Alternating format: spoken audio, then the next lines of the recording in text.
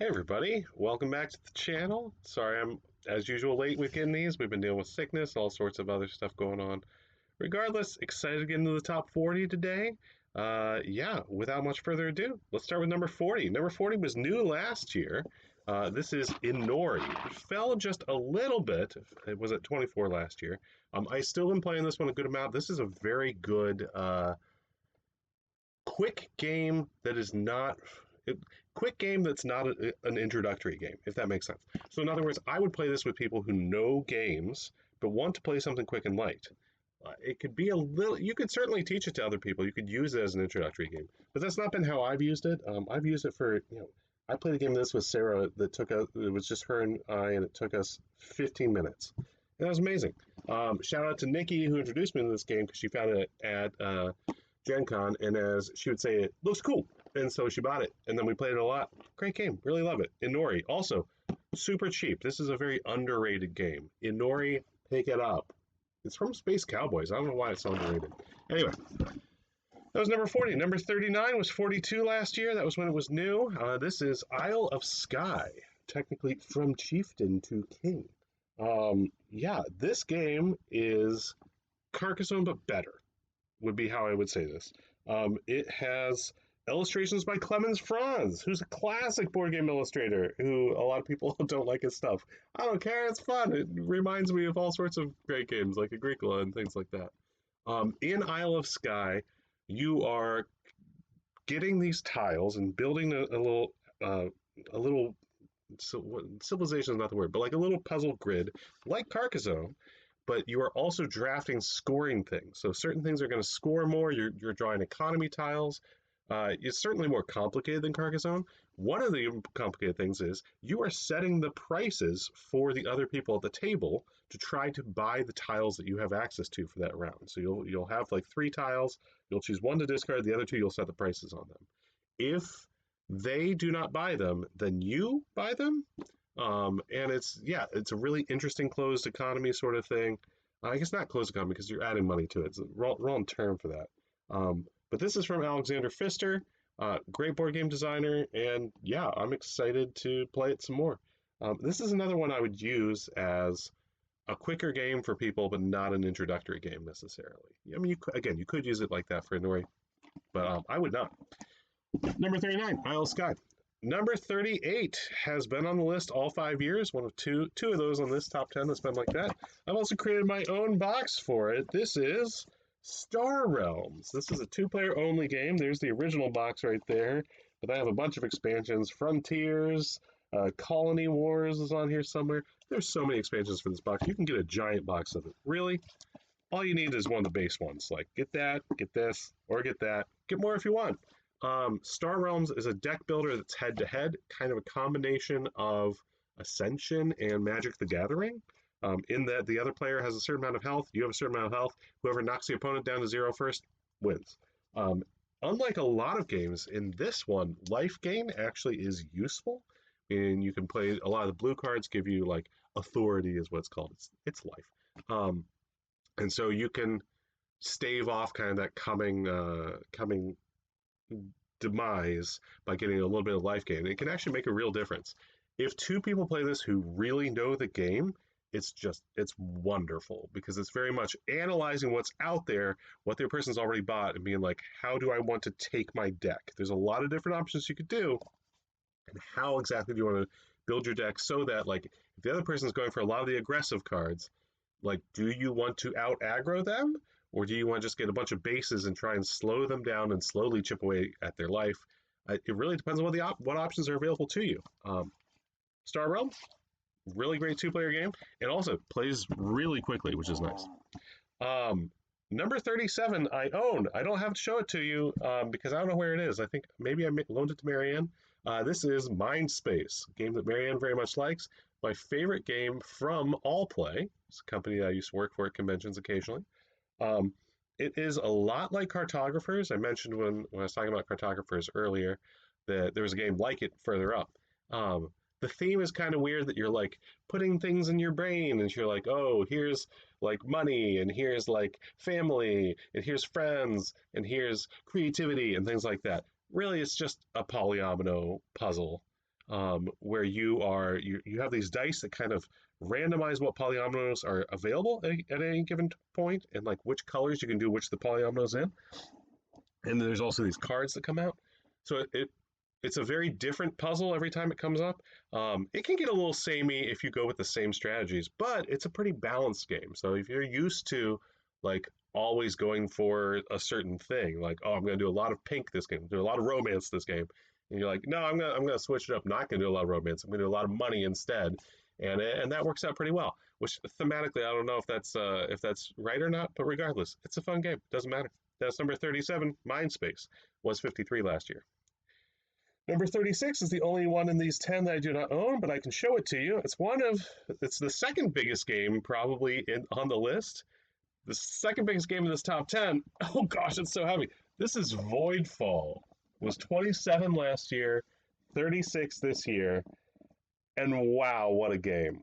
This is my only David Turczi game on the list. Did I have, regard, I don't know. Usually, all right, so I talk about games that are like medium heavy as being my jam, right? And we're going to get into those when we start getting into the top 20, like a lot of them. There's a ton of them. You can see some of them right behind me. Spoiler alert. But this is a straight up heavy game. This is by far the most complicated game on my top 100, and I still really like it. Could I tell you why? Maybe, maybe not. Like, it's hard to say why you like a game. Try this sometimes. It's harder than it looks. This is a space combat game, but it's also an economy game. And it's also very much fighting the. So you can set it up in different ways. So you're either fighting your fellow players or you're fighting like the void or something like that. You can play co-op. You can play competitive. It's very complicated. But the action selection system, this is really what I like about the game. Yeah, the theme is cool, and you get to be your own unique civilization. You have your own special ability. You have your own starting deck. All these special things. But the card selection thing is on your turn, you're just choosing one of your hand of cards and playing that card. Everybody chooses a card to play all at the same time. Then you go in turn order and you do those cards, and you do that 3 or 4 times in a round, and then the round's over. You do some end of round things. The options available on the cards and the different ways that you can use them are amazing, like fascinating. I will say, the first time I've only played this game, I think twice. Like I said, it's Mark's game. The first time that we played it, I had read the rules ahead of time. It took us 3 hours to learn, like for me to teach Mark and Jonathan, and then another 3 hours to play, and that's crazy. So word of warning, but it is really good. That's number 36. Number 35 is the bigger game. It was 38 last year. This is Return to Dark Tower. Return to Dark Tower I use as a solo-only game, frankly. I should play with more people. I've told Sarah and Amy I will teach them. I will at some point. I still hold true to that. But yeah, this is a big game with miniatures. It's a co-op game where you are trying to defeat the bad guys, and especially the bad guy who is like thematically. Taking this stuff out of here is insane. But there's a giant dark tower that sits in the middle of the board, and it spits skulls out around the board like it's connected to an app.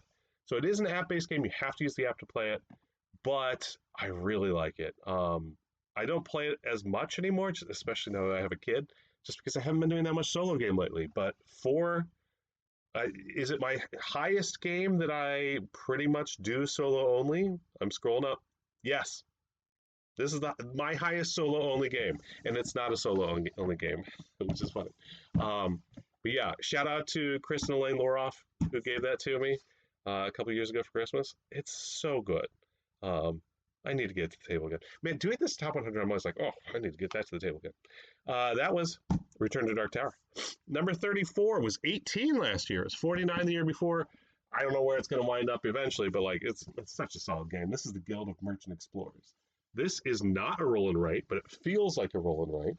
In this game, you are making maps, or like exploring the lands, if you will. You're merchant explorers. You start in the middle of the map, and then a card will be flipped up, and everybody will put, say, 2 guys on desert, or 3 guys on water. And you are slowly spreading out across the land. Very interesting, especially because once per round, once in the first round, twice in the second round, third in the third round, and four times in the fourth round, a special card gets flipped up that will give each person a unique ability that's drawn from this other deck of cards.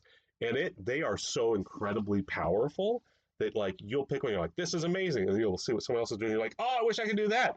Very cool. It is another one of those games, excuse me, that I don't think I would use as an introductory game, but it's a good game for gamers who want to play something that's not super complicated. They can play pretty quickly. I guess I got a lot of those in this top 10. This is Guild of Merchant Explorers. Number 33 is impossible to find, and so I apologize if you want to find it. Maybe the most expensive game on this list, maybe not. This is Glory to Rome. Look, it's itty bitty, it's tiny. This is in like licensing hell. I don't know enough about the details to get into it, but this is an impossible game to find for sale. If you ever see this in a thrift store, buy it and sell it. Amazing. Excuse me. If I was editing, man, I would take a break. I'd have a coughing fit, and then we get back to this. But I'm not. I'm not editing because I just got to get through this whole thing. It was 48 last year. It's gone up. The reason it's gone up, I played it. And yes, Wendy, we need to play it again. Wendy's goal, I think, was to play it like once a month or something like that. This game is multi-use cards, the card game, in that every card can be used in different ways, like 4 different ways, I think. So like you'll have your player board. If you put them underneath, they're the resource. If you put them above, they're like points. If you put them in the vault, there's something else. You can put them over here so you can follow actions more easily. This is a brilliant game. It says 2 to 5 players. I think I played with 4 and 5. Both are really good. I don't know that I want to play with 2, but you have all these unique buildings. You can win in different ways, and it's very much a follow game. So someone will do an action on their turn, and then everyone else can follow them if they also play one of those cards.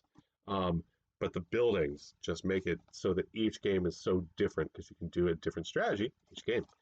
Very cool. Shout out to Andy, who we played this with. I think me and Rich and Andy and Nikki and Wendy played it at Origins, and we had a blast. And Andy remembered it well enough to teach without me having to remind myself the rules, and I appreciate that. This is number 33, Glory to Rome. Number 32. Excuse me.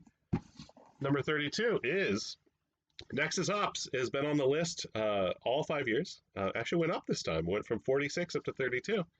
But I've realized something about Nexus Ops. I am so sorry. There are 2 games in my top 100 that I pretty much want every area control game to be. Like, there's other area control games on my list, but I can, and the other one's next the next 10, so we'll talk about that. But like, if you have a light area control game with a bunch of dice, you could just play Nexus Ops, and unless it's an interesting twist on Nexus Ops, while I'm playing it, I'm gonna think to myself, why am I not just playing Nexus Ops? Like, Nexus Ops is fantastic. This one,